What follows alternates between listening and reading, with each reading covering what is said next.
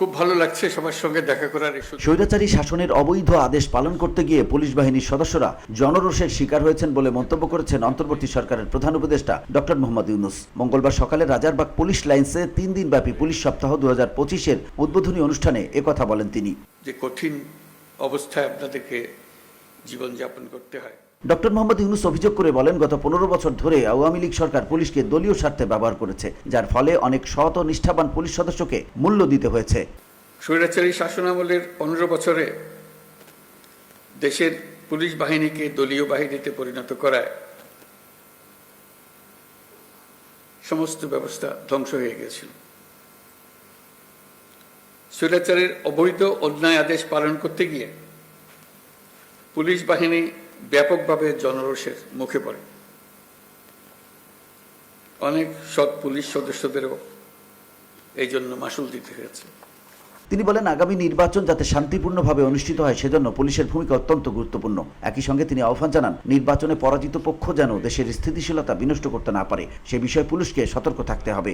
ইতিমধ্যে জাতির উদ্দেশ্যে দিয়ে একাধিক ভাষণে আমি বলেছি, চলতি বছরের ডিসেম্বর থেকে আগামী বছরের জুনের মধ্যে দেশের ত্রয়োদশ সংসদ নির্বাচন অনুষ্ঠিত হবে।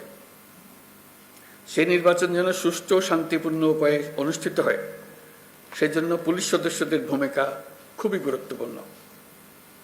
নির্বাচনে সকল প্রতিদ্বন্দ্বী প্রার্থীর প্রতি সমান আচরণ ও ভোটাররা যাতে নির্ভয়ে নির্বিঘ্নে নিজেদের ভোটাধিকার প্রয়োগ করতে পারে,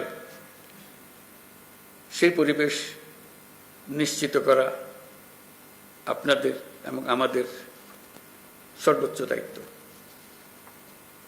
মনে রাখবেন, কোনো ব্যক্তি যদি অন্যায় বা অনিয়মের মাধ্যমে নির্বাচিত হয়, সে ব্যক্তির দ্বারা ন্যায় প্রতিষ্ঠা সম্ভব নয়। বসুন্ধরা, উত্তরা, বনশ্রী, কুড়িল ও বাড্ডা সহ রাজধানীর বিভিন্ন স্থানে অভিজাত ও অত্যাধুনিক মানের ফ্ল্যাট কেনার এক নির্ভরযোগ্য প্রতিষ্ঠান প্লেজেন্ট প্রপার্টিজ লিমিটেড। তাই আপনার স্বপ্নের আবাসনের জন্য আজই যোগাযোগ করুন। Pleasant properties limited, where destiny matches eventually. ভবিষ্যতে কখনো যেন পুলিশ বাহিনীকে দলীয় বাহিনী বা অন্যায় কাজে ব্যবহার না করা যায়, তার জন্য একটা সুষ্ঠু ও নিরপেক্ষ নির্বাচন অত্যন্ত জরুরি। নির্বাচনের আগের সময়টা অনেক কঠিন সময়। আপনাদের সজাগ দৃষ্টি রাখতে হবে, পরাজিত শক্তি যেন কোনোভাবেই দেশকে অস্থিতিশীল না করতে পারে।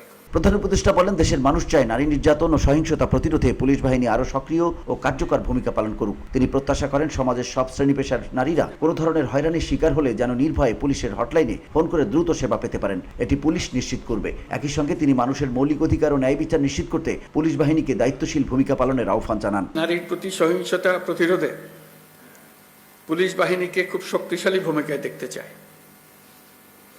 আমি আপনাদের প্রতি আহ্বান জানাই, নারী ও শিশুর নিরাপত্তায় সর্বোচ্চ সংবেদনশীল হয়ে কাজ করবেন।